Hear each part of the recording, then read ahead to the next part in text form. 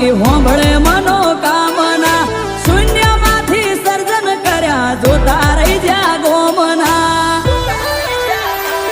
એ ટગર ટગર ટોળે વળીને તાકે આખું ગોમ ચર્ચામાં મારું નો જુગ પેલાની જોગણીએ હસ્તી રે બનાયા